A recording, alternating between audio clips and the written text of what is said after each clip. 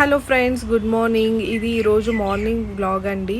Morning లేవగానే ఇంకా blankets అవన్నీ మడిచి ఇంకా దివాన్ అంతా క్లీన్ చేశాను. ఇంకా మా బుజ్జులో అయితే నాతో పాటే లేచి ఇంకా టాయ్స్ అన్నీ కింద పడేస్తున్నాడు.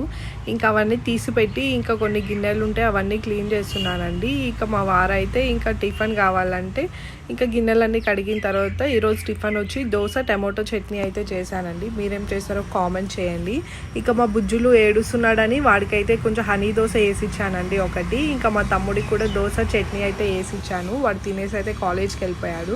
ఇంకా మా వారైతే మా బుజ్జులకు అయితే దోశ తినిపిస్తున్నాడు. వాడైతే వాళ్ళ నాన్నతో ఒక ఆట ఆడుకుంటున్నాడు.